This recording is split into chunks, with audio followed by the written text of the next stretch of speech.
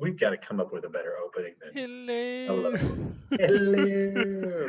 You shall not pass! Calculus. Calculus. Your class, you bitch. All right, then I'll let you do the intro. We don't have an intro, but welcome everybody who is watching us live or watching us later on. My name is Joseph. This is my friend Marshall. Look up at the camera. I was just making sure we were live from my cell phone. We are not professionals, and we don't claim to be. And we are here tonight to rap about a movie that from 1968. By the way, it blew my mind that that movie was made in 1968. Yes. I made sure to look it up too, because I was pretty impressed. So Marshall and I have been jumping around the last couple of weeks with some sci-fi stuff. I think we really kind of dove off that deep end with Ex Machina, and then, or as Marshall likes to say, Ex Machina, Machina. I How do you prefer say it? Ex Machina. I prefer the Machina though. You said that. You said it that way, and I enjoyed that. Machina. Machina. Anyways, and so we decided. Well, and Marshall pulled up last week the what was it? The top 50, Uh, top 25, top some 50. ridiculous. It was So top 50 sci-fi there's a movies. top list. There's a top list for everything, and we went through the list of sci-fi movies, and the one that really clicked in my mind that we should look at if we're going to study this genre at all, which was 2001: A Space Odyssey. So we off air. Marshall and I had just started discussing the. We're both procrastinators. I don't want to call you a dirty word, but I know I'm a Oh, procrastinator. I'm 100% a procrastinator. I think that comes from architecture school. That's where it gets really jammed into you.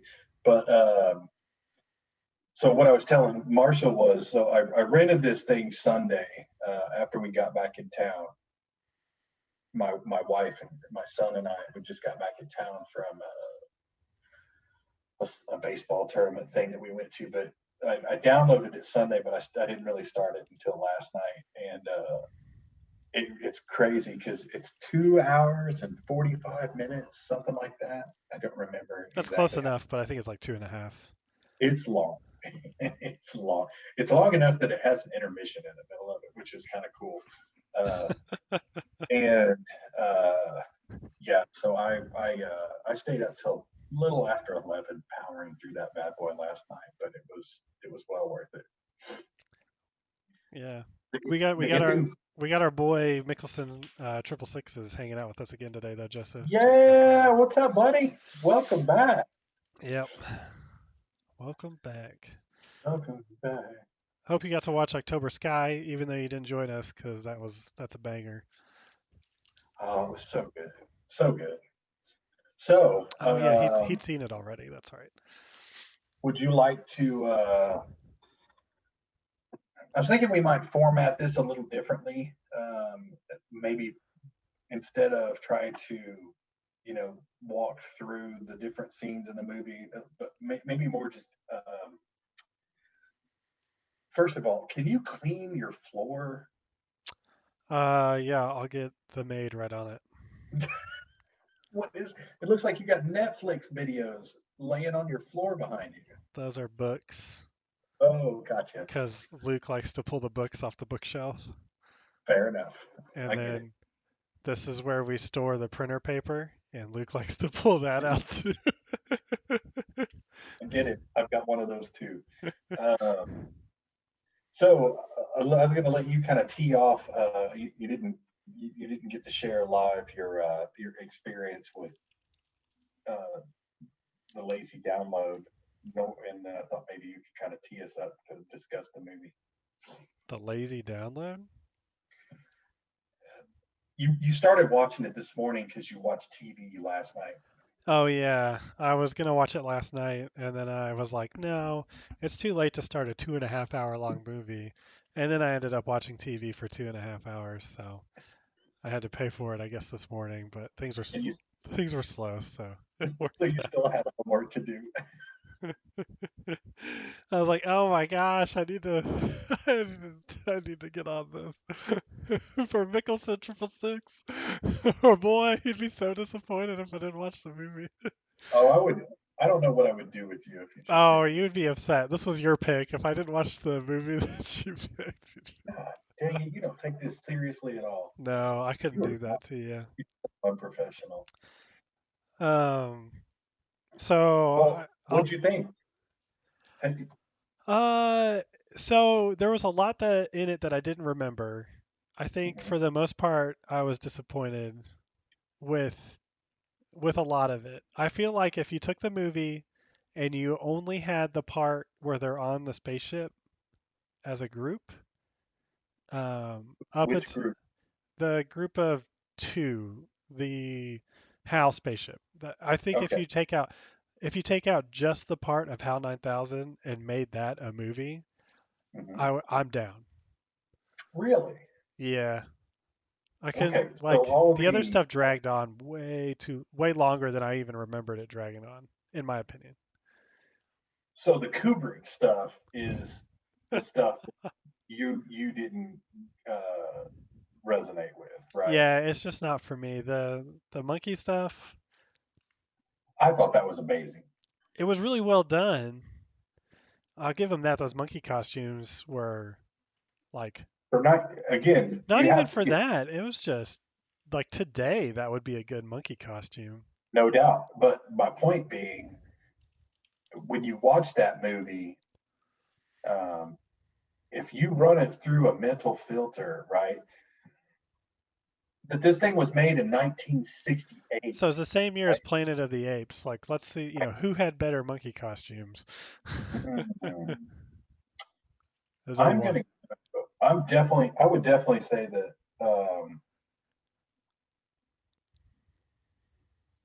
Well, I don't know that that's apples to apples, right? You're The right. I apes mean, you're right. They're supposed to be kind of more the apes in Planet of the Apes are supposed to be a very evolved ape, right, right? but That literally that the speaks opposite. English, Literally the has a little more opposite of a in 2001: A exactly. Space Odyssey.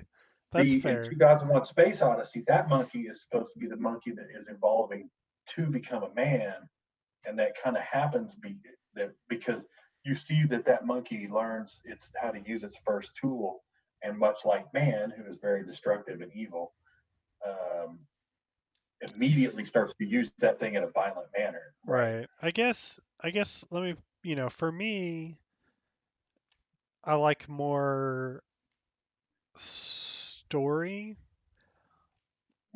Mm-hmm. So like the obelisk. Yes. You see it at the beginning, you get it. Mm-hmm. Then they find it, on the On the moon, moon. Mm-hmm. and then it just goes forward 18 months, and you have no idea what happened to the obelisk on the moon. They're on some big mission, but they don't tell you what the big mission is. Well, they do too. It's a super secret mission to go find out where this obelisk is pointing towards because it's sending out a very super magnetic field straight to one of Jupiter's moons. I must have fallen asleep during that part. This is why I was excited to discuss this with you, though, tonight. I paid attention. No, Remember all because the stuff, and you you're like, really like it, and I'm like, meh. I like it because it's strange, right? And I think Sure. Kubrick's a genius. Although he has his really, really weird quirks. Had obviously he's passed, but uh, all of Kubrick's films use very, very, very powerful music. The dialogue and the conversations are usually very, very well done and very dramatic. Um, and at certain points, he takes crazy left turns, and it doesn't matter if you're talking like Eyes Wide Shut, Clockwork Orange, 2001, The Shining. The Shining's, in my opinion, The Shining may be his most tame movie that he ever made. But mostly because he's got this weird deal where it's like, I'm going to tell you a very simple story, and then we're going to turn a corner, and shit's going to get weird. Just hang on. You Yeah. know what I mean? And 2001 definitely was one of his, as far as the style that he used to make movies. Um, I think that was really one of his masterpieces, just because he had such a. Well, first of all, I mean, had we even landed on the moon by 1968? Well, I mean, 1969 is when we landed on the moon. So think about that. If you think about that in context, some like the theoretical stuff about space travel and how ships work, how a space station would generate gravity, the rotating pieces, all of that It's all brand new. it was beyond new in 1968. Yeah. None of that was even really proven. He must have the research that had to be done just to think about how to kind of make that work. He had to be talking to some crazy uh, theoretical physicists on, well, we assume that if you were in space, we could make gravity work on a space station like this, you know. And I can't imagine what the budget for that thing was, because if you think about all the stuff, because this was way before we were doing any CGI, right? Yeah, for sure. Everything was some kind of a model built or some kind of a set built that you had to dig into. And so that to me is another level of just really impressiveness.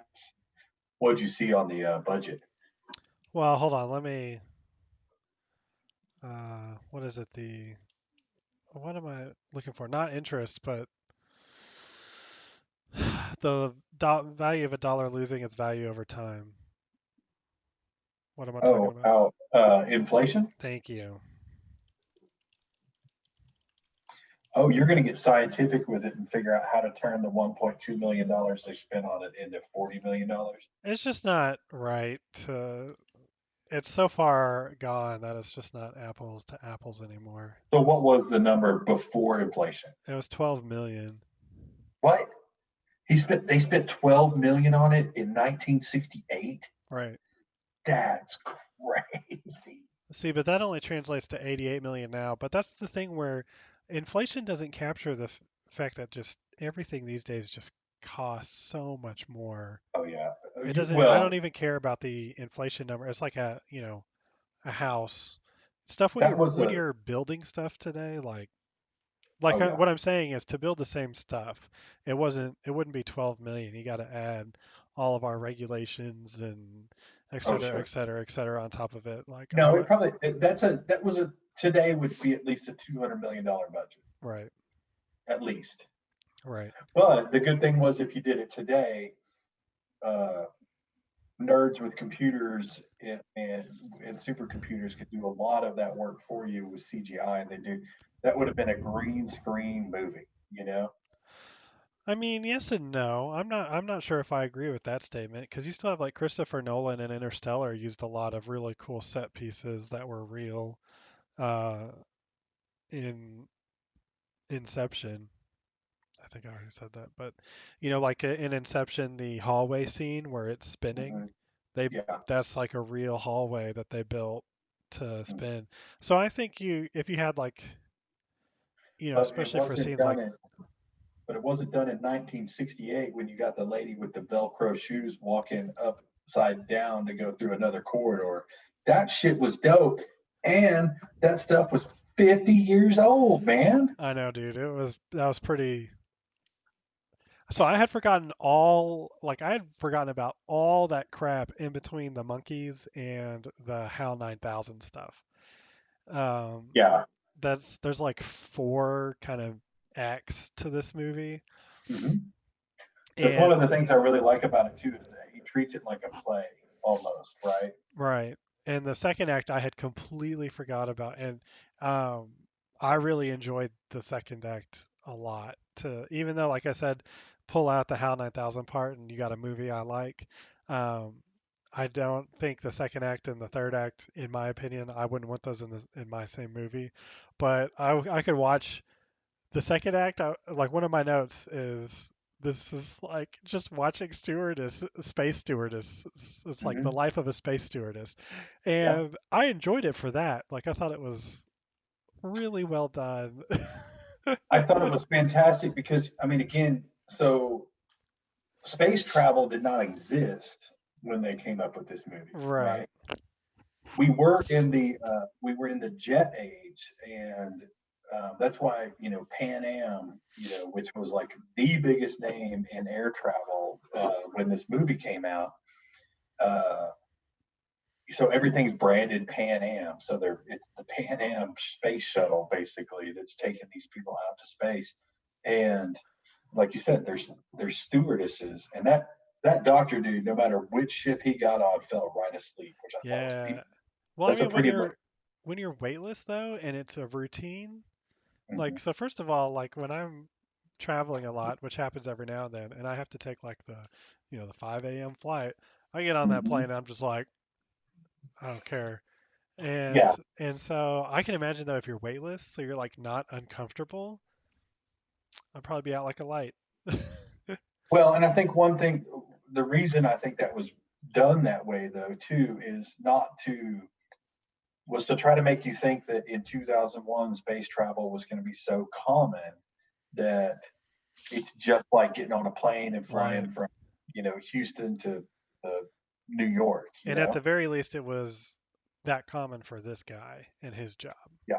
And so he's so relaxed, he knows everything's under control, and none of it's there's nothing weird about it. There's it's not awe inspiring at all. So Like, I actually took way more notes today oh, than I nice, than I did for October Sky. And so I'm going to read you some from this part. please. So my first note of the movie is awesome attention to detail, and Super. if you've seen the movie, you can't question that. Mhm. I mentioned that they did so the first flight out to that like what I'm going to call the space airport, which I Yep. loved. I Yep. loved that space airport. Like a hub. Yeah. Um, they did the interstellar dock Yep. where they spin it to match the rotation and then they docked. And I was like, that's insane. And then there were other parts of this movie where I was like, I feel like this, like you could take this scene almost and it came out of Alien. Hmm. And I think that's one of the things I wish I could appreciate more about this movie is getting to see it in the context of the time it came out. Hmm. Because I know I would appreciate it more than I am now. I'm definitely just looking back on it as a lens from 2020, and it doesn't do it justice by any means. For sure. But to be able to look at it through a lot of the other movies I've seen, like I feel like you could argue, besides like Star Wars, um, the next like Even even Star Wars, where they had those big giant bays where you would see the Imperial ships come in and land. right, Very much a knockoff of what they were doing on 2001 when they're like you said, where the guy's trying to. The cool thing was the stars kept turning, right, right? Which showed you that the ship you were on was actually rotating, and then the ship that was trying to dock is trying to adjust while the stars around it are still rotating. right. So A New Super. Hope, so Star Wars came out in 77, Alien came out in 79, and I think that's something incredible to be honest. The fact that it took them over 10 years, Alien was really the next kind of big version of this Mhm, movie in the sense of like set piece and world building on what it's mhm, praised for and starting off especially the sci-fi horror genre. And I mean, 11 years after this, you get Alien, and you can tell that what's his face on Alien took stuff directly from absolutely. 2001. And so I And can how at could you least be not? I happy. mean, Oh yeah, they but I can at least be they happy. did so much of that homework for you. But like You would same be a like with fool not to rip it off some, right? right, like the music was a big part. Making space travel feel nonchalant was a big part of Alien. That was, you know, funnily enough, Alien was praised for like the kind of the outfits that people wore, where they're Yep. wearing like Hawaiian t-shirts and stuff to make it feel Yeah. nonchalant. And Yeah. that's just it's just an extension of the fact that this guy's asleep on the spaceship getting served by a Yeah. stewardess.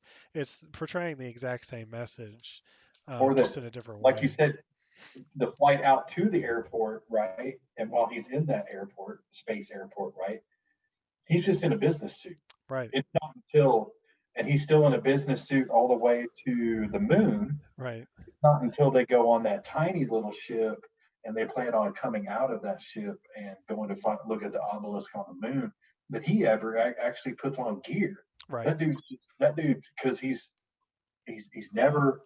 I mean, even later in the movie, the guy goes out in the little tiny spaceship outside of their HAL 9000 ship, and he doesn't even bring his helmet. He's just got his little suit on. He doesn't even bring his helmet, and you're like, I mean, but that shows you like how nonchalant Yeah, the how added comfortable they were. Yeah. the attitude to being out in space. Whereas, like, if you asked me, I'm like, if I'm in space, there's no way I'm not gonna have my helmet on. Yeah, and that's another crazy thing about it. Like, you go back and look at, like, back in the 50s and 60s, we were terrible judges of how soon things were going to become the Jetsons, right? Right. Um, like 1984, by George Orwell, way over guessed that one. Yeah. You know, Most sci-fi did. Pretty much the year most 2000. sci-fi, most sci-fi thought by the time we reach 2000, we are going to have places that you could fly out to and just go to Yeah. hotel. Either Like you can go either to we're the moon just yeah, for a long weekend. either we're Jetsons plus by the year Yeah, 2000, or we're like Escape from LA, total destruction, yeah, because RoboCop yeah, style. it's Mad Max. Yeah, it was one or it's the other. it's it's the Jetsons, or you're in Thunderdome. Yeah. And then so I've got two more points. So this one is just a Oh, quick one.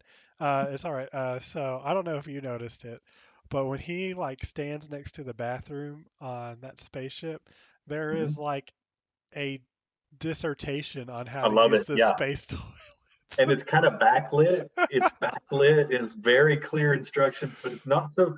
They don't leave it on there long enough for you to read it. But you really But want to. it's a hell of a list. There's some, like, oh my god, and but then you think about it. It's like, how do you crap in space? I But don't know. I don't know either. But And in 19, I don't know in 2020. I just felt like that like pulled me out of like the nonchalantness of it is just this like super long list of how to use this space toilet. I But loved it. again, I I think it's loved it. I think it's I think again it's that attention to detail, Oh right? yeah. Where it's like, okay, I've made you feel like this is a nonchalant thing, but think about this. How do you poop in space?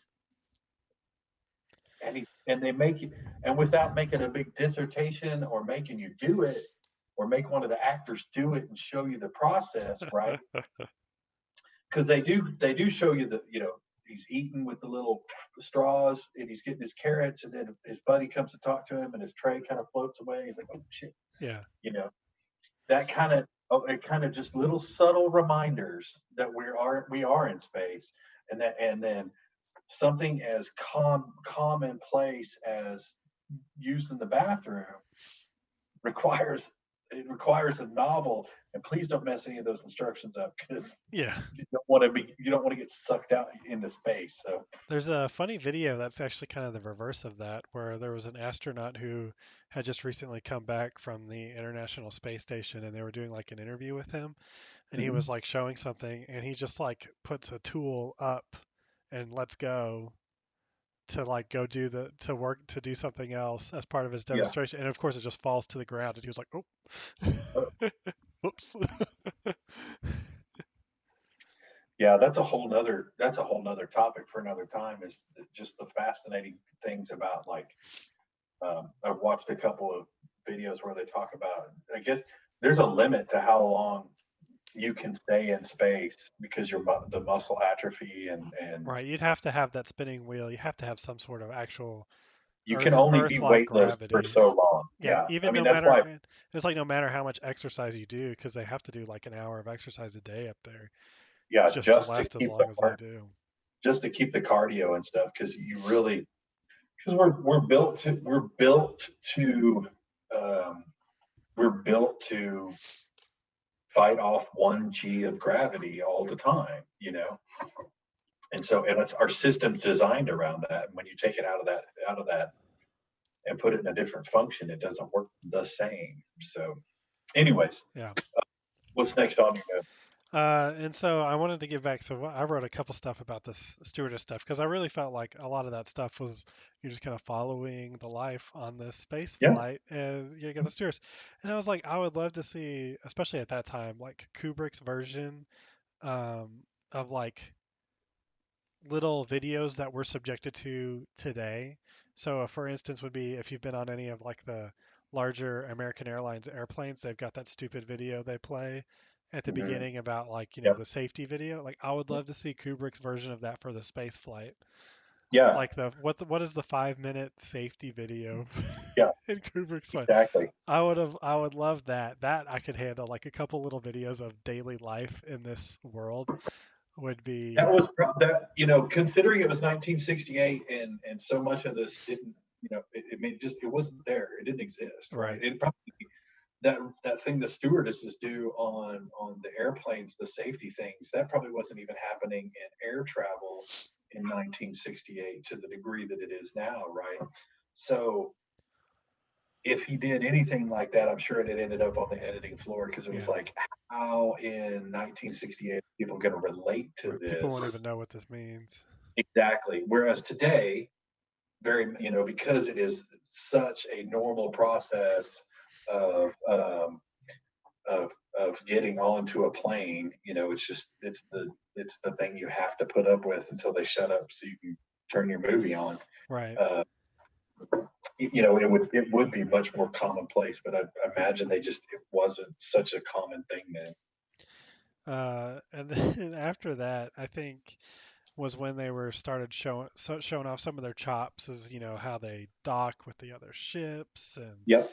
all that Yep. stuff. And I wrote that I think someone must have just pissed Kubrick off with all their poorly done science fiction movies before this, and he was like, you know what, F you guys, I'm gonna do a 2 hour dissertation on how to make a sci-fi movie. Yeah. Like you all you guys are idiots. I was really impressed too with a lot of times space movies. They overcomplicate the cockpit and all the gadgets. Um, I Right, like right, how I like how streamlined he kept everything. I like that um, so so that it would last as long as I mean, if you think about it, even the computer graphics for landing and stuff that it was going through right, are not nearly as dated as some things that were done 50 years, 40, 30 years after that, you know. right, They didn't have these tiny little orange and black monitors because that's all they knew. They just faked it, They just made it super cool and right, but kept it simple, where every little hole in the uniform, every little gadget on the screen, every little gadget in the cockpit seemed to make sense. It seemed to have its place. You know what I mean? right. Without, without just making it, insane. And Yeah, and I so think like a what lot you of were that, talking about, like this was the Apollo mission's right? cockpit. So Which if is you made it which look is like this, then you're making it look like 1969. exactly. Instead, it looked a whole lot more like SpaceX than it did look like Apollo 13. Right. That's where I was going with this too. So like to even be impressed. So this was the space shuttle cockpit, Right. which is Still still a whole is lot of switches and buttons. It's very busy.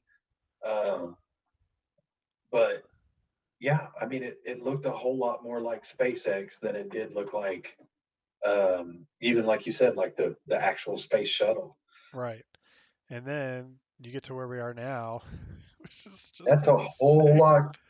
That's a whole lot closer to Kubrick's Right. picture of what it would be than even the reality of what the space shuttle was. Right? Right. Kubrick kind of found a medium between the space shuttle and SpaceX. He's got he was a super contemporary guy. Even I guess back then you would call it modern, but if you look at the furniture design, Oh yeah, uh, that's why I super loved that clean. the airport. I, Like like I if you would kill showed to have one of those chairs that they're sitting in at the conference table at the moon. Those things are sick, and they probably only exist in a warehouse somewhere in Kubrick's, mansion. right. So this airport, Yeah, and it's curved. Did you right? notice there's Yeah, a I noticed subtle it's curve it's to curved. it? It's that's how Yep, that's the spinning part. It's yep. just a way bigger curve than on the It's just a spaceship. lot bigger diameter or I radius. noticed that he did that. They did that great. However, they built that prop was great. Yep. But I just loved. I was like, you know, if this is like a space station airport for like business people, like how far away is this from like the business elite club that It's people sit not. at there? It's not. It's That wild is to me. that is the year 1995. Uh, you know, business class at American Airlines. Right. But again, there's no way to know what that looked like in 1968. Right. He was just taking what little bit they knew about space or about air travel and just saying, I'm going to take that and blow it out, you Yeah. know? It's and so that's where I was talking about like I can definitely appreciate it as just kind of like an incredible movie it is in terms of what it accomplished for the time, Yeah. what it predicted for the time. But if you ask me today to watch it, again, I'd be like, I'm not So excited. I would say that so scene one, I think really kind of sets the tone, sets the mood, and sets the background for where we headed, right? And I think it does it really well, and it does it just enough of a way to intrigue you about the birth of man. How these monkeys are evolving, right? And Right. then Well, I was surprised at how long that part was because I didn't remember it being. It was like a good 25 or potentially 30 minutes of the movie, mhm. And and I think it was just I don't know where you could have edited or taken time out of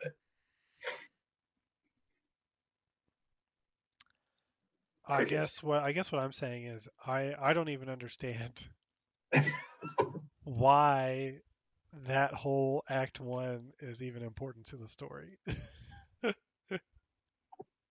Well, I think it was to the whole point of it was to show you that whatever this obelisk was, whatever this universal being, or whatever this thing is that Kubrick embodied in the obelisk, has always been here. It's been there. It's even been on the earth longer than man. And then so that it's all the way back to when we were monkeys learning how to use, a bone as a tool. Then you fast forward You're a what has tool. to be you're a tool.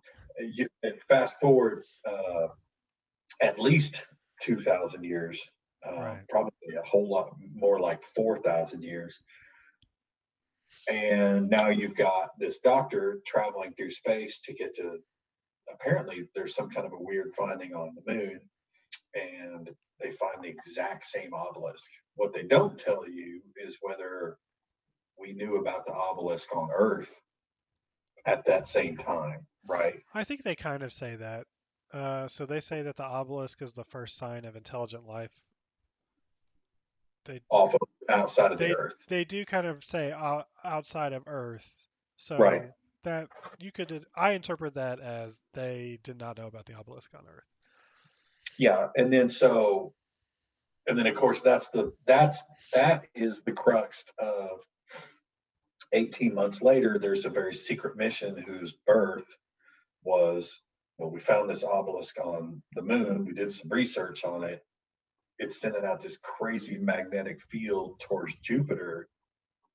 Get some dudes in a ship and get to Jupiter and figure out what the heck this is. And again, space hibernation. Yep. 1968, they were figuring out space hibernation, you know, Yep. which has since been a part of every serious space movie ever since, right? Yep. Um, Pretty much. Pretty much. and then, they had the gravity wheel, they had the guy jogging on there. Which I did make a note about the guy jogging.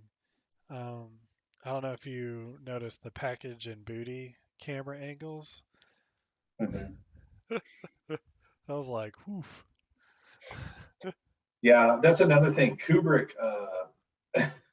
if you notice the ship that, the HAL 9000 ship, the Discovery is basically a penis.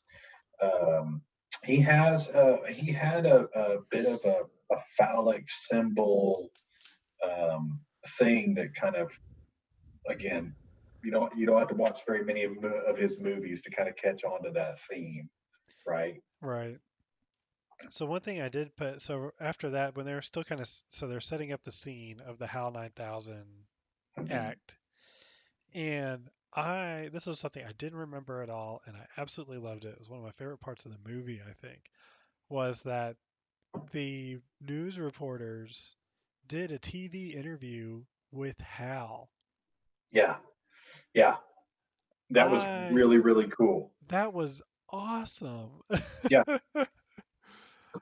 Like yeah, if it's you, really cool that they, that, and I love again how nonchalant it is. Like, yeah, so these two astronauts are eating their dinner, which is basically just different pastes that they're mixing together for flavor, right? And they're eating their dinner while watching this interview of themselves, yeah, and because that happens to be what they're broadcasting out all the way out to space that day.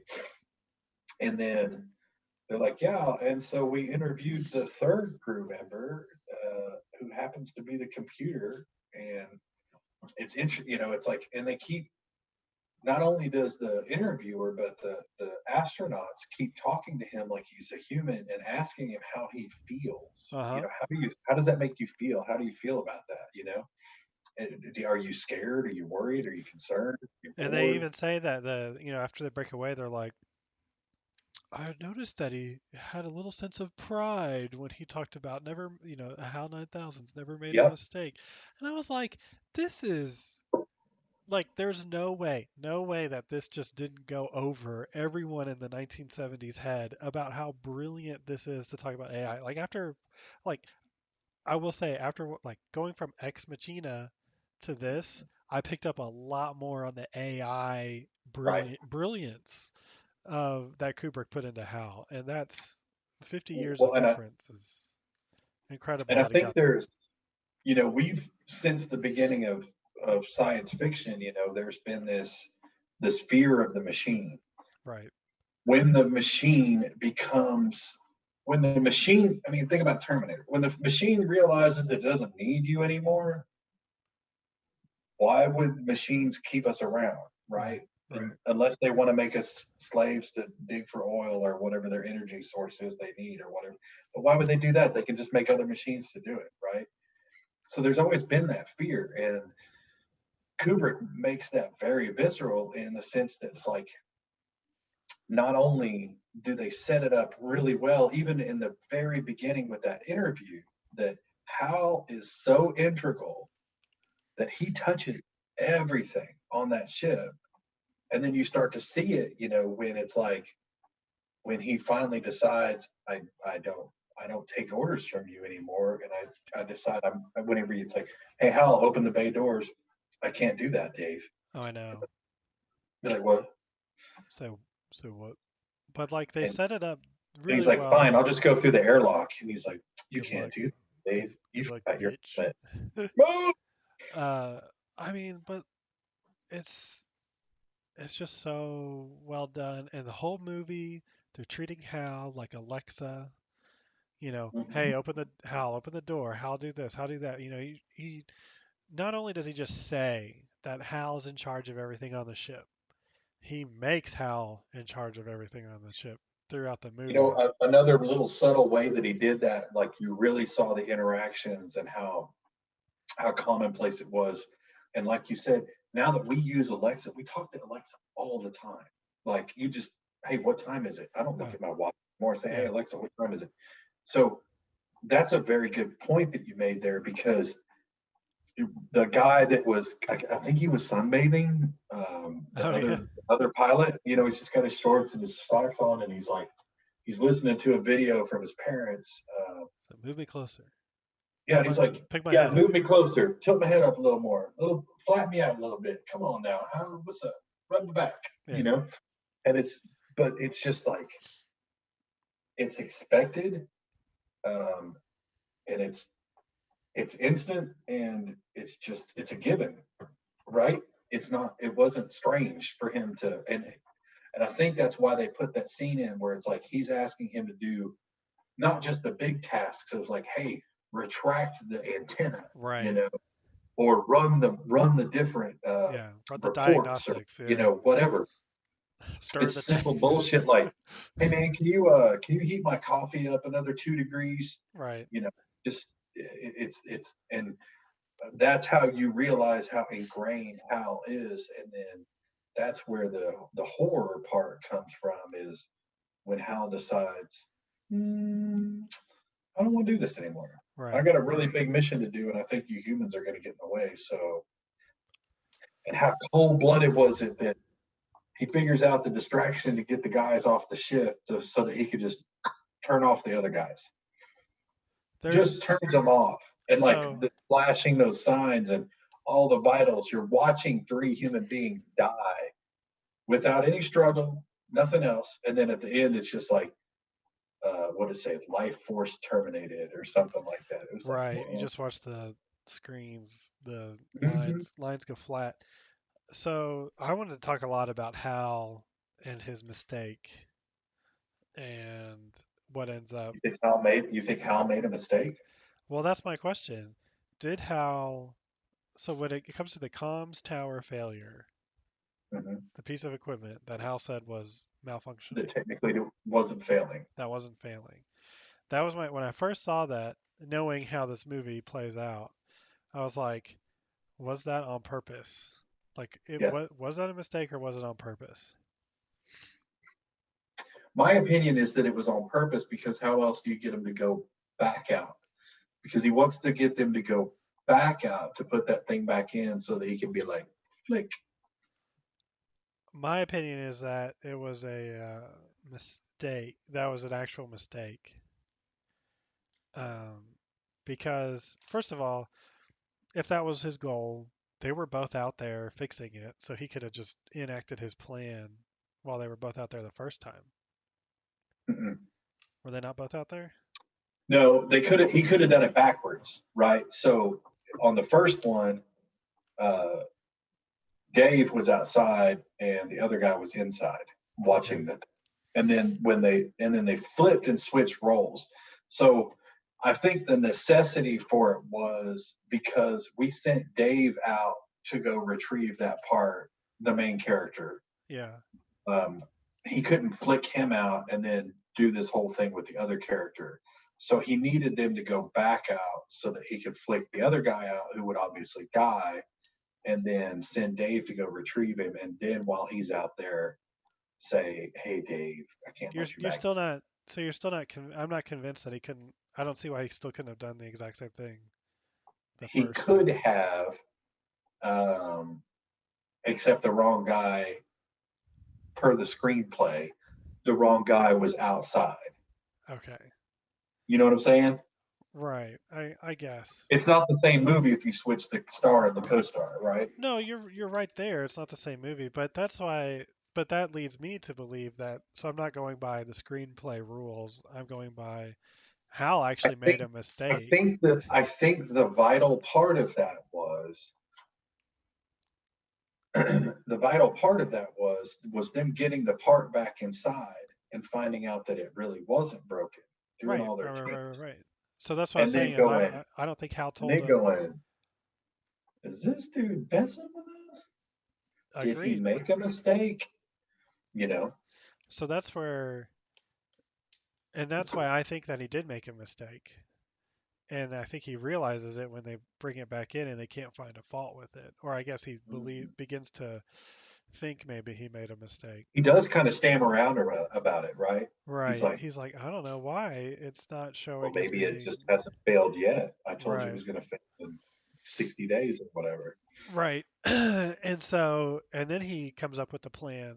I think this is all Hal on the fly. He comes up with the plan. We'll put it back and see if it fails.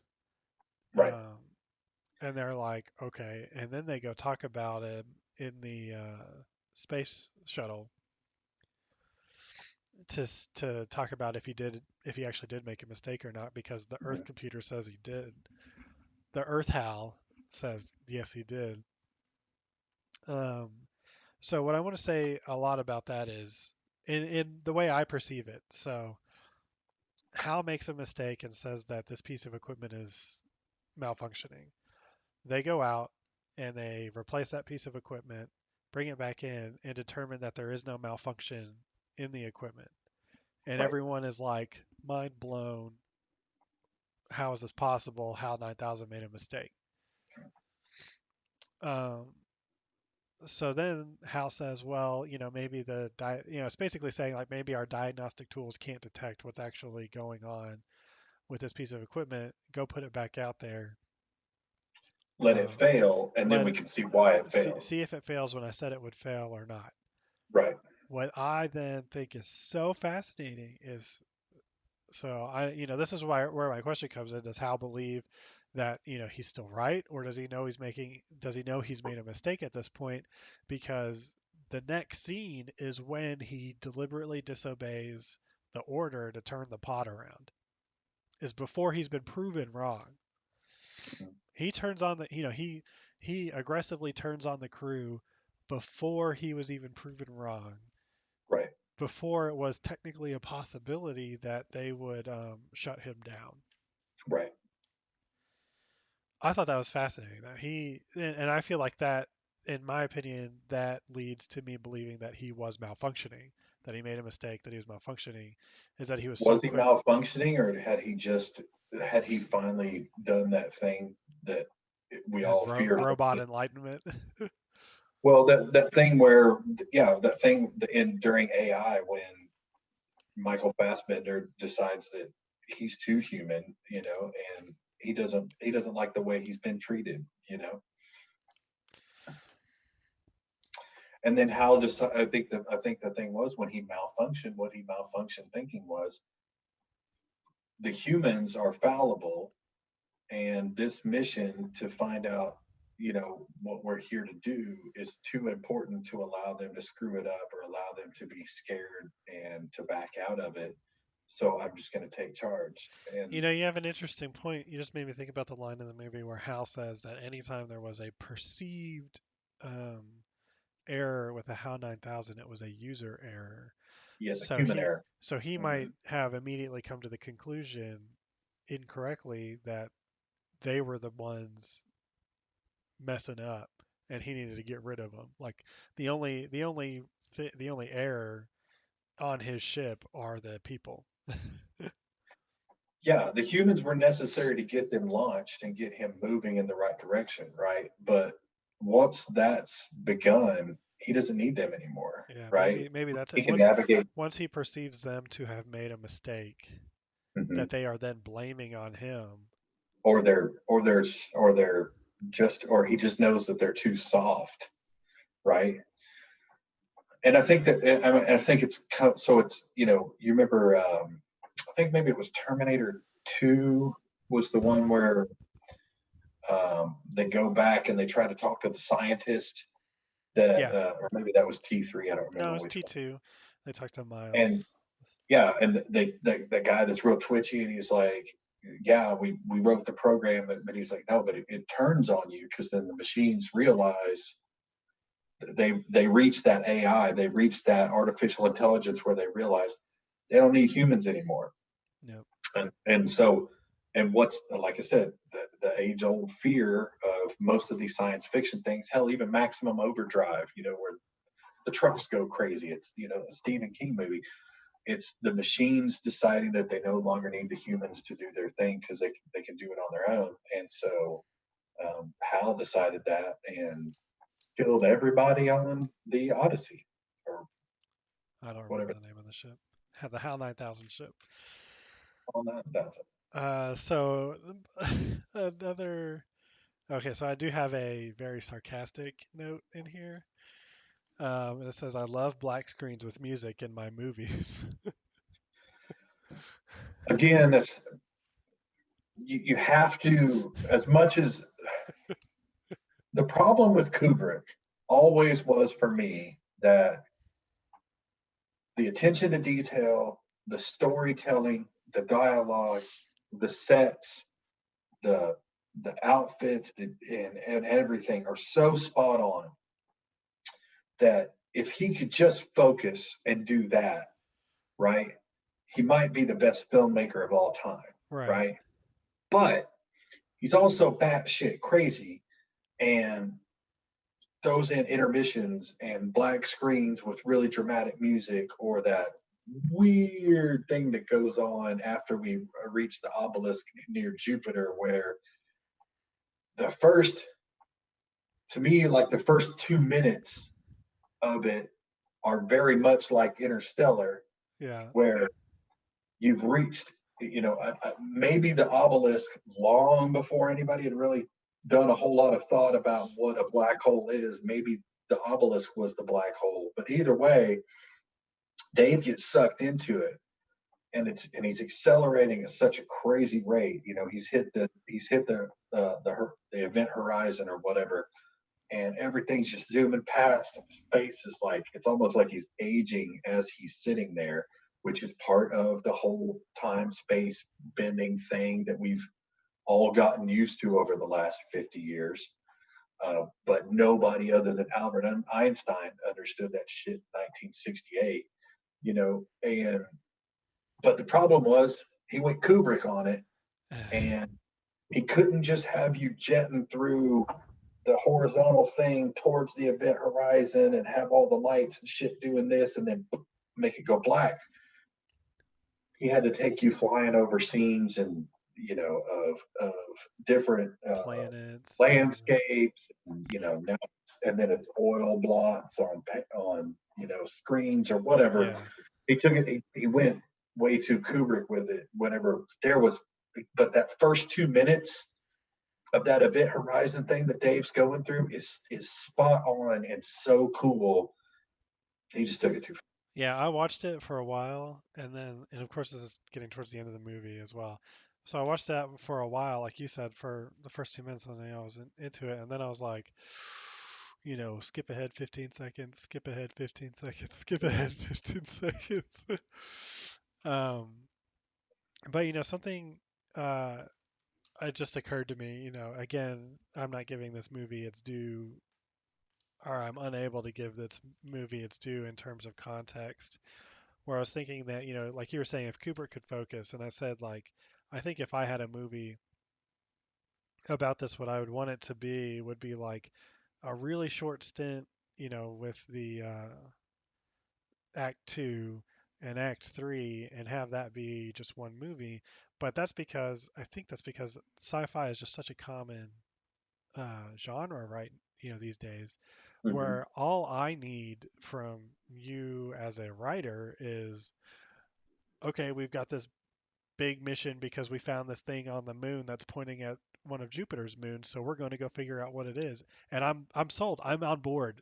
But you're right because we've been trained. I mean, how many alien movies, right? Right. Alien, the perfect one, where it's like scene one, big ship moving through space, at a billion miles an hour, no backstory until they say, they start waking up the people, and why did we wake up here? Hey, we're almost there. How long we been on the ship? Yeah.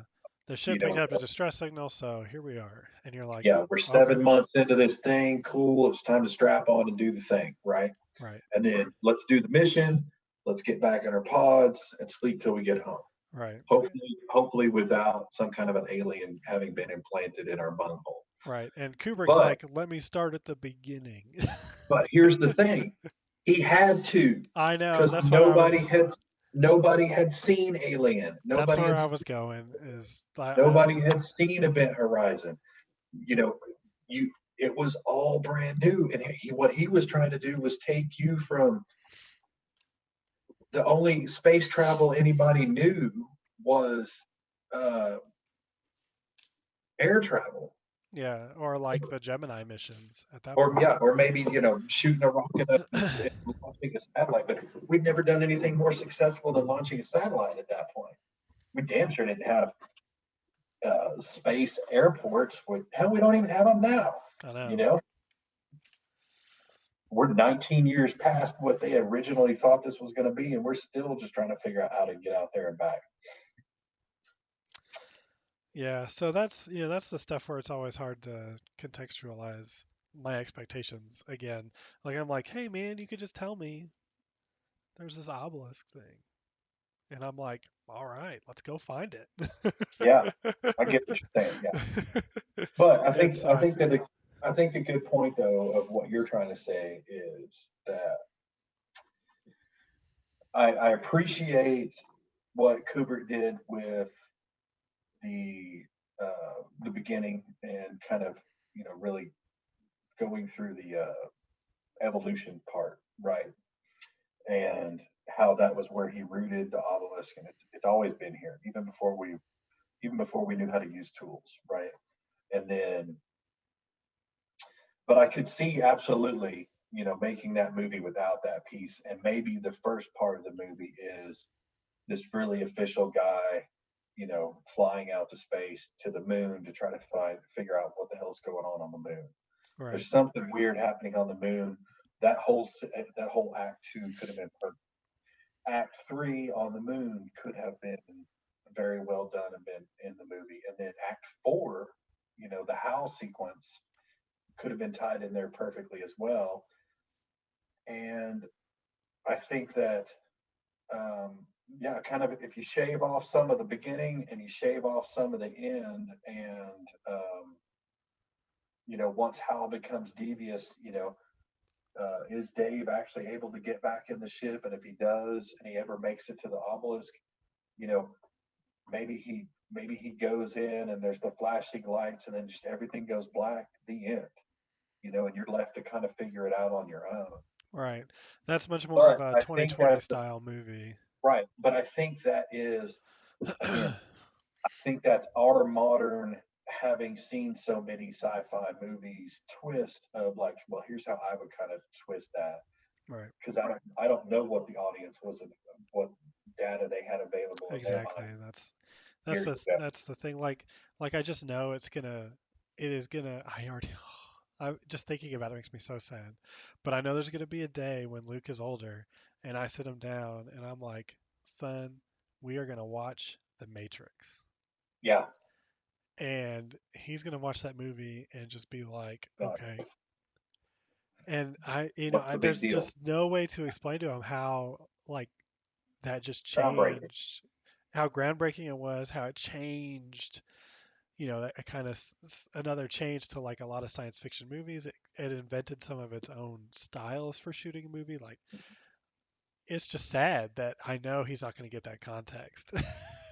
Man, just think about for the next 10 years after the first Matrix, how many times you saw that Yeah. thing. It's like everybody knocked that off. It's Yeah, kind of like and then the it bullet cam becomes, where it yeah, freezes and it goes and around. then it turns around and it picks up from a different angle, and it's like it's almost as passe now as the guy walking away with the explosion with no reaction. It's like that's just a joke now. Right. But the first time you saw it, like Man on Fire or something, like, oh, this dude's bad. But it's He like, yeah, didn't they're not. even look back. That dude didn't even flinch and turn around and watch the shit that he blew up. Because I guarantee you, if I blew some shit up, I'd be a whole lot more like the guy on Tropic Thunder, being like, yeah, Just like Right? Just Yes. adrenaline fueled big ass titties. Big Yeah. ass titties. Yeah. All Absolutely. right. So rather than beat the thing up, though, I think we could probably do our judgments of the movie and start working on what we want to do for tomorrow or next week. Because I Well, think I've got unless you have more notes that you want to I go have over, just a few more things I please. wanted to say about it. So, I could talk about this movie all night. I did enjoy how Hal's talking to Dave when Dave's outside, and Hal just says, "I'm done. There's no Oh more, my there's God, no more reason to even talk to you." And I was it's like, cold blooded, Dave. And movies the today wouldn't even have the balls to do that. and he's so he's so well programmed that he doesn't even get upset. He's like, it's not like, God damn it, Dave, I'm not talking to you about this anymore. I'm hanging up as an irrational person. He's just like, Dave, we're talking in circles Right. now. We're going to accomplish anything with this. I'm Nothing, done discussing it. You're like, nothing productive will come from this. So and then then, he's like, how, how, Hal, how, Hal.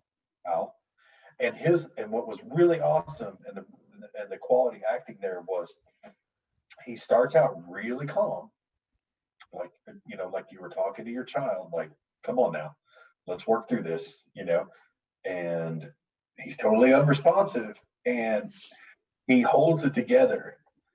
He's trapped in a little pond that's only got so much oxygen in it, and he's realized he doesn't have his helmet. Panic is hitting me, and I'm just the guy watching a 52-year-old movie on TV. This guy's staying cool, and he stays cool all the way till the point where he's like, fuck it, I'm going to go find a back door somewhere and figure out how to use my little. How cool was the little arms? And one of them turns the thing and the other one They're like, turns it until it raises up. And then he blows that. And what's really cool too is they gave you a hint. About 15 different times you saw the thing that said there was explosive bolts for some reason on that back door, and then you find out why in the end. He needs that to launch himself in there so he can pull the airlock and actually get back in his ship. yeah, they set that up really well too. They Set it do. up well. And I And the was just death of when you Hal were was talking almost about as interesting. yeah, when you were talking about The arms. the arms, you reminded me of like I think I would easily say that he set up not only the fiction part of it, but how we do it today, but like deep sea Hmm. robots Yep. have those very similar style of arms. Yep. You see that all the time in movies. It's a big thing And in how many movies. times? How many times did R2D2 pull his little arm out and stick it into something and spin it back and forth, almost like a combination, much like what he did with those arms to spin that door up. And then my final note. So I set this note up by talking about how Hal stopped talking to him. It was the second Dave's inside. I was like, oh, now Hal wants to talk. And I wrote, Oh, now, dick. so I feel better now. I feel a lot better. Don't turn me off. Please don't turn me off. All right, Justin, I'm going to try to get us another follower real quick. Someone wrote in the chat, I'll follow you if you say. So I'm going to say what I got to say. Oh, God. It's not even that bad. It's just weird. Julie, I love your burgers, but Kyle has chicken dippers. Why can't I watch two sync with you and come to the family sessions? Can you do that one more time, please? Oh, now I got to say it twice. J Ray, you got to follow twice or something. Uh, Julie, I love your burgers, but Kyle has chicken dippers. Why can't I Mhm. watch two sync? That's the part I don't get. With you and come to the family sessions. All Oh, right. he Well, did. He followed. What a badass. welcome. Thank you so much. I really want to find out how these people find us, and I really want to find out what size shirts they wear because I'm sending you guys shirts for being the first followers. I'm not kidding. Yeah, I'll write them down. J Ray and Mickelson, if you're still watching, you've been kind of quiet in the chat, so I'm not sure if you're still there. But what's your what are your shirt sizes? Well, I'll just keep this note for when we eventually get merchandise. And We'll an send you address would one. be handy. What'd you say, Joseph? An address would be handy. Yeah, we can wait on the address. I could get that. I can send him a direct message. I can screen print shirts anytime. But Well, we have to so get logos and So you were saying that. So how? You said you set up the last comment.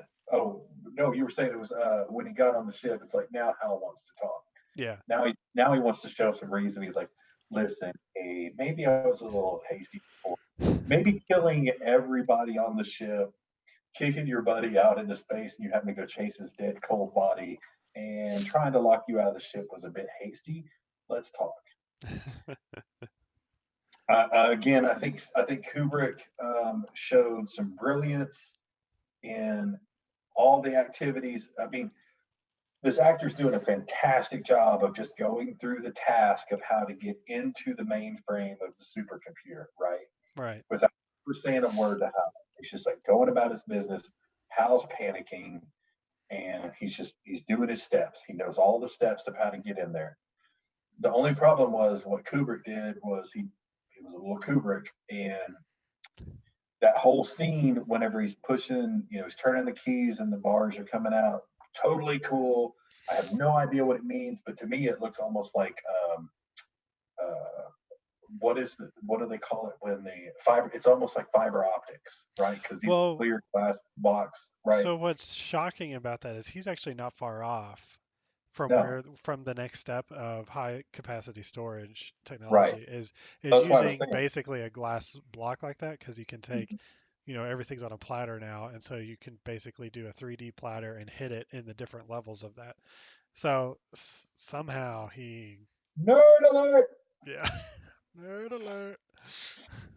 But my point being, like, yeah, I mean, it read Fuck to me you, as like and fuck fiber. me, and fuck everybody. It read to me kind of like fiber optics, right? But he did go a little Kubrick on it, which was maybe we didn't have to have 35 different bars in that exact sequence with him consistently slowing down. You know, Right. it could have been. I don't think it was as it. I don't think it should have been as easy as just go pull the switch and Hal dies. I love the whole sequence. I just think that it didn't need to be 31 bars. You know what I mean? Yeah, J Ray, you need to come back next week, my man. He just said we What? he the new guy, J Ray 5. He just said we need nerd alert merch. Nerd alert merch for sure. I love it. I love Love it. it. You Get were in him the on the right place. marketing team. Yeah, for sure. The Honda. Okay. This is an 81 Honda. How dare you? I think we need to add Hal needs to be on the soundboard somewhere Yeah, I too. agree. So, anyways, so what other? Do you have any more notes? I just wanted to talk real quick about what you thought the ending. Like I actually Googled what the ending was about, uh, to the best of my abilities. So I was wondering what your thoughts on that ending were. Post Well, post, so getting again, to the room once he's in the room. I think I think what I think what I think what Kubrick was trying to do was somehow portray what I imagine at the time was um, such theoretical physics at the time. The understanding that, like in Interstellar, you know how it's like, hey, if the guy goes down to the planet, by the time he comes back, the dude on the ship's going to be 35 years older. And it only took like 3 minutes to get down there. We understand how space and time bends a whole lot more. At least we've been shown a whole lot more on sci-fi for the last 20 years. I think the concept was there. It was just much more theoretical back then. And I think that's what he was trying in his very strange way to portray, which is why you see that by the time he even just gets to that room, right, he's passed through the event horizon or whatever the obelisk is. And I truly believe that it was his concept of the black hole, right? Right. And so he's aged drastically just from that journey through the portal. And then he looks over in the corner, and then there's another older version of himself. and from there's even another older version of himself, right? And then it reverses itself and it goes back to Baby. baby. So from the small, limited things, apparently Kubrick tried to keep pretty mum about what that was all supposed to mean at the end. But someone apparently in an interview pried it out of him, and what he was going for, supposedly, according to the internet, uh, Well, was Wikipedia. well, yeah, was that it was like he reached this obelisk superior race that Hmm. owns the obelisk or whatever, Okay. and they put him in what would be a zoo, and that was his cage in the zoo, and that was just him living out the rest of his life in his zoo cage. So this was like the Oh, alien's interpretation of what he thought would be a nice house area to live out the rest of his days. I'm rich, bitch! So I thought that was interesting. And then some people get really crazy at the end of that after he dies, he's reborn as a star child and sent to Earth, and who knows what that means. But yeah. Again, I don't. The baby part, I think, was just to me was so. Again, I won't say that the person that interviewed him, or if those were actually his words. I'm not going to say that wasn't true, but like I said, the way I pieced it together is just because of the very much kind of like Interstellar, right? right, Um, and then I think that the natural cycle, the human cycle is, your energy never dies, energy never goes away. It's going to become something else. We our energy and our mass goes away, but our energy goes on to something else, whether it's plants that get eaten by another animal and that animal gets eaten by humans, and then there's another human and the energy is transferred, whatever. But um, and so that's kind of to me where the baby thing came from. But again, I think that's one of the really cool. I think that's one of the really cool things. Well, think about this. How many movies have you watched, especially sci-fi movies, where you're left wondering what they were trying to tell you in the first place? How many of them require this much discussion? How many, we all sit around the proverbial water cooler and talk about last week's episode of Games of Thrones and what's going to happen, but rarely is there that much depth of rarely is there enough abstract left in there where you get to connect the dots and um, kind of fill in the gaps. You know what I mean? right. Especially considering it's so well done and there is so much attention to detail, but yet there's still a lot of stuff left to you kind of figure it out. Agreed. J Ray is saying we should do a review on Battlefield Earth. Oh, I don't I know don't know. if is that the he said the Oh, saga on the year 3000. I'm not sure if that's the same one I'm thinking of. If it is, Saga of the Year 3. Oh, it is. I didn't even know that was the subtitle to it. This is definitely qualifies as one of the movies that I think is a fun movie that most people do not. I'm down. As you can see, it was a big old flop. Oh, I like a good flop. This isn't one of those. This is just as long as Travolta's not in it, I'm willing to do it. Travolta's in it. Sorry, my man. Yeah. Am I allowed to say that on the interwebs? What's the guy's name that suggested that? J Ray 5. I don't remember asking you a goddamn thing. Man, he really just got smacked down from T-shirt status. No, I'm in. I mean, if you're interested, I mean, why not? I've got 2 hours to spend. So that one's definitely one. I don't know. I mean, it's like a Waterworld in a Mhm. way. Like I said, I'll watch the crap out of it. uh, Well, I'll tell you what. but I Maybe always get told it's a terrible movie, and I have trouble seeing it. So What if we did this? When we have a suggestion like Battlefield Earth that maybe neither one of us is terribly excited about, but Oh, I'm. I'll watch it and talk about it. But what if we do a twofer then? What if we say, okay, we'll do Battlefield Earth because maybe it won't, maybe it'll carry a whole episode of conversation for you and me.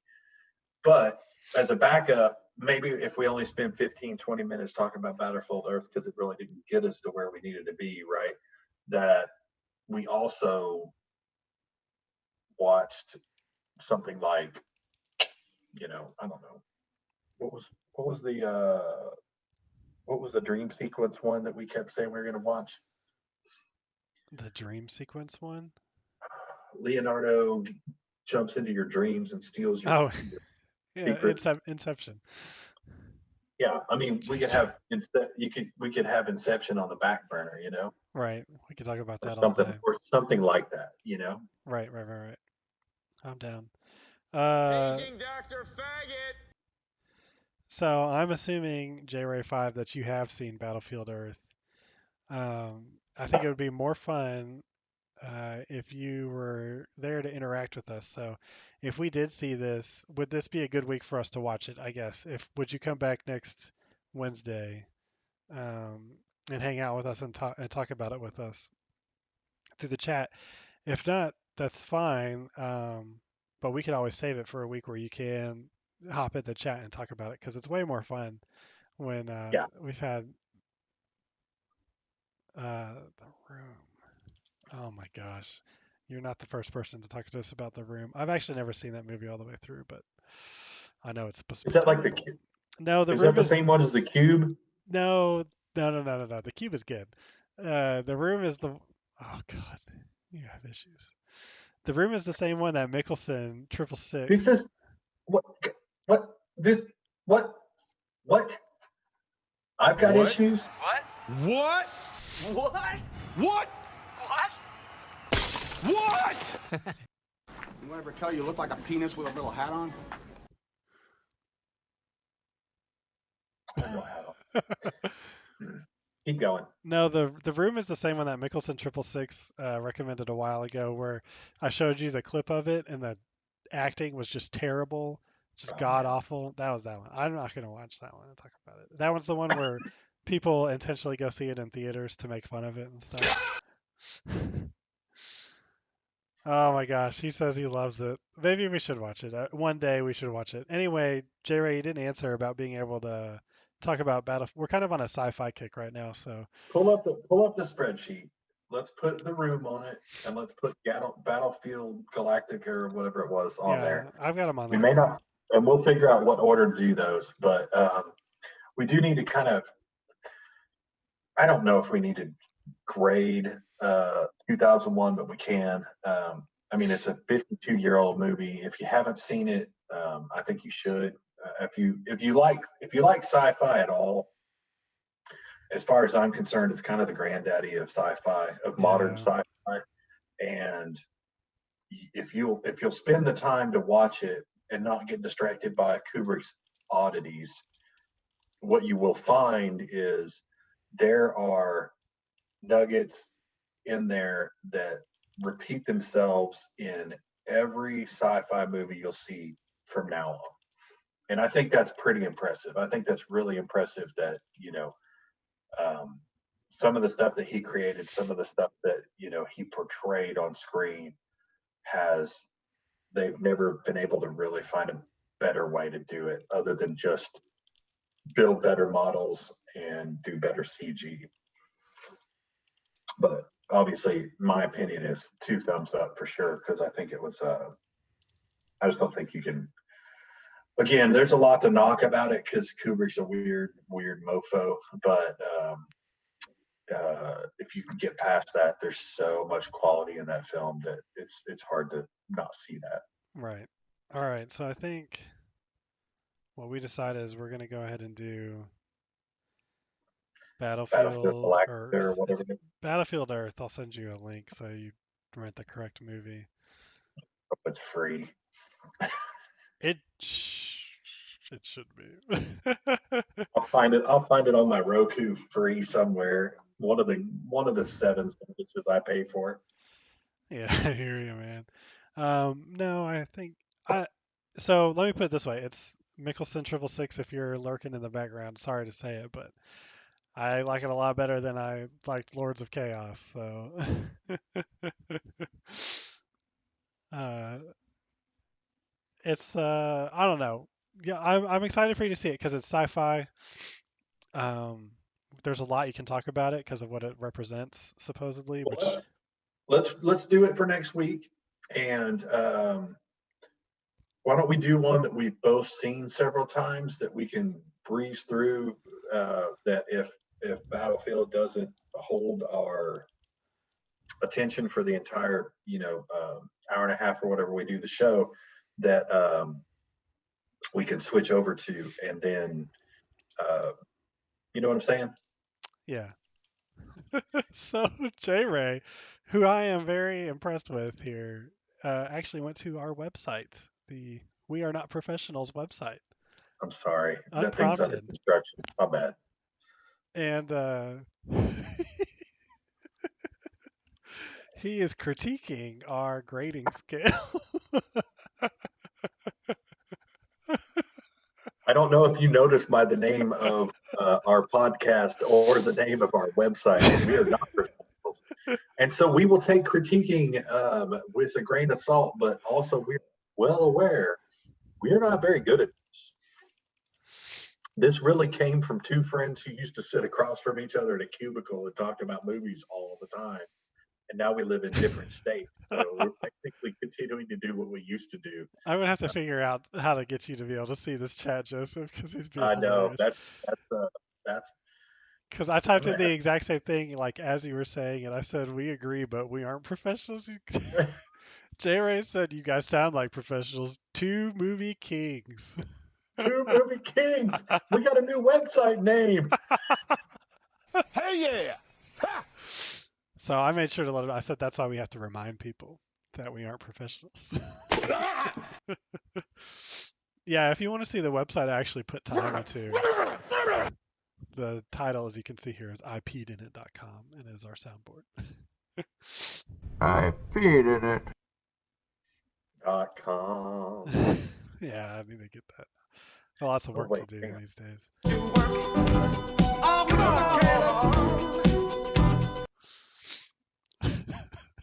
Oh, speaking of, did you ever watch Devs? DEVS, the TV show, the I know what it miniseries. is. I know what you want me to watch. I haven't. I have not yet. Okay, the reason I'm asking is the main character in Devs is a female computer programmer, right? Are you following me? Yeah, you told me that before. She is the girl that he's dancing with right there. Oh man, if she could dance like that. That lady right there is the main character, the juxtapose the super guy in Joseph, Devs. that could be our intro. We need to choreograph a dance together. Could we figure out how some way to green screen that background? Oh my gosh. I think we can. We got to do that. I'm going to type this up. That's gonna happen. That's gonna happen. Ex Yep. machina. Oh, you're Dance. messing with my typing here. Mop, mop. Hit you. Ex machina. That would be a much better intro. Dude, J Ray, the soundboard is amazing. So Joseph and I, so you definitely don't know this about us, but Joseph and I, we used to work together in like this kind of storage room. Let's call it an office. But it was larger. It was a large office with 2 cubicles in it. But it was True. interior of a building, no windows. Just me and Joseph working on kind of like a grueling project. And so throughout the day, we started just kind of throwing clips of YouTube videos at each other where we would be having a conversation or just out of the blue, one of us would throw one up on our screen with our speakers out and just kind of yell at each other. And so I looked up at many different like soundboard websites to try to like do it, and I just couldn't see it. So I made my own for us to use. And so there's some stuff in there like there's a guy we worked with who was terrible in meetings. He would always get really flustered. And then we had another guy we worked with who was kind of like, Dork.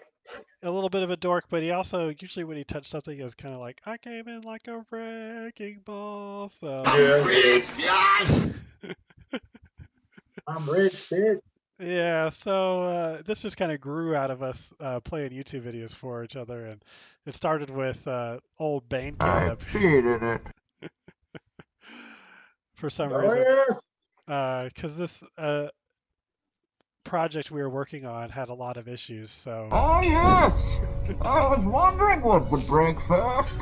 so that's where this kind of developed, and then I left that job and moved away, so we wanted to keep hanging out, keep living that closet office life, and so we do this every Wednesday, talk about movies and play the soundboard at each other, just like we were back. Oh shit! I got you good, you fucker. So that's the real quick and dirty of how we ended up here. Lord. You're goddamn right I did. Sorry, I think 2 viewers is as good as it's ever going to get. I feel like it's already more than I can handle when it comes to reading Oh, this I'm so chat. proud. I'm so proud. We're superstars. Okay. By the So way, J-Lo and 666 keep count of how many times he wears that fucking shirt, by the way. this is, I think, our 6th week of doing this. I know, and It's made it. It's I've only 5. not worn it once. Hold on, I've got it right here. 1, 2, 3. This is our 6th movie we've done. How is that possible? I know. We must be real good. J-Ray said we were pretty wholesome. Wholesome. I guess. I mean, yeah, we're two dorky white guys.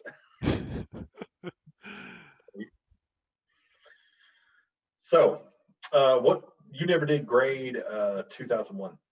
I think I'm just gonna be able to give it 1 thumb up.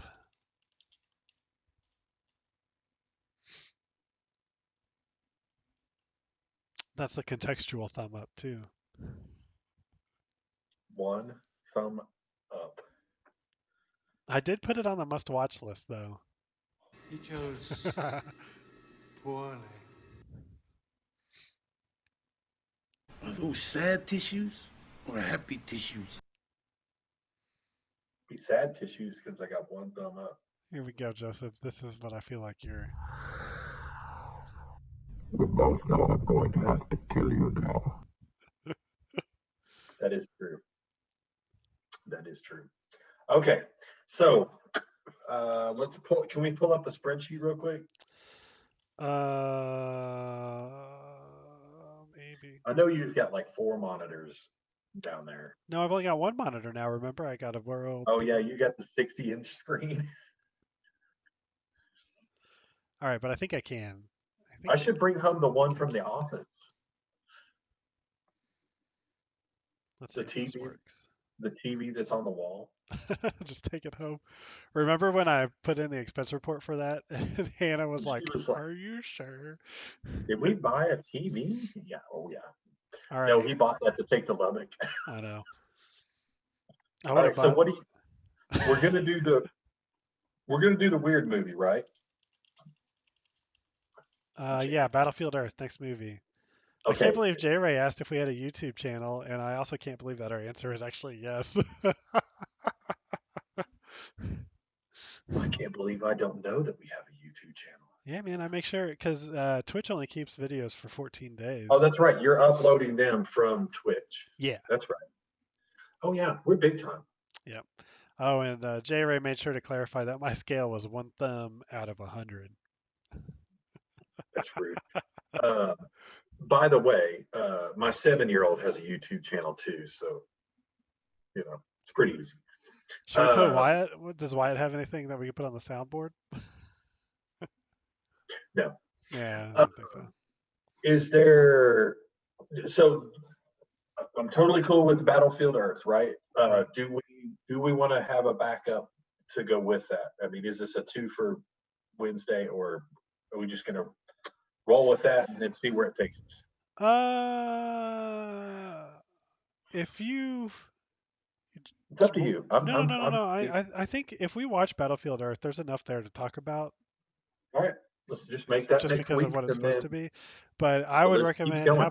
make sure you watch it before Tuesday, and that way, if it actually just offends your sensibilities, we can do Inception. No, if that offends my sensibilities, we're doing 2 Wong Fu. Then we're gonna do too long for it. Okay. I'm interested to. I've never talked to someone else, I guess, in person about Battlefield Earth. It's just like everybody online just shits on it. And I enjoy it. I was gonna say, man, don't be mean to Jay Ray. We can't be running off fans yet. We're not big enough to start offending our fans yet. 2 wholesome dudes. All right. Well, what else? I don't know, J Ray, you got anything you want to add real quick? Yeah, we put the room on the list. It's not. This isn't a in order list. It moves No. around. Is Mickelson still on? No, I think he just checked in at the beginning and He was I don't like, know, you guys he never kind of checked talked. out. You guys never talked about my suicidal metal death movie. Yeah, sorry. Damn it.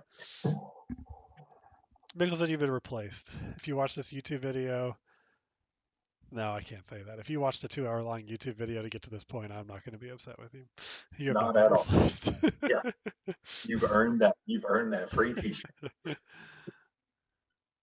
And they only come in. Those T-shirts only come in extra small and triple XL. I guess J Ray's getting a pajama shirt then. He said he's a large. It's jammy time. Yeah, we'll figure out a logo, and the logo actually might be the 2 of us dancing to Ex Machina. Dude, I'm telling you, we need to get on Fiverr. Maybe I'll work on that this weekend, getting on Fiverr, try to figure out what we even want. I'm telling you. I do love how much you're willing to dive into the software side of this. No, that's not the software. That's just me for $20. That's what I sent you that link to. Yeah, for $20. Send it out to someone else who claims to be a professional and only charges $20. Oh, I see. I got it. I'm with you. I'm with you now. Sorry. Again, I'm not a professional. Well,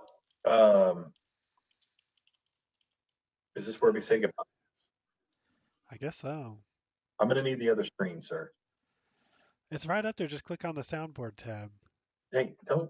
Haven't you used Chrome before? Yeah. Don't IT talk me, dick.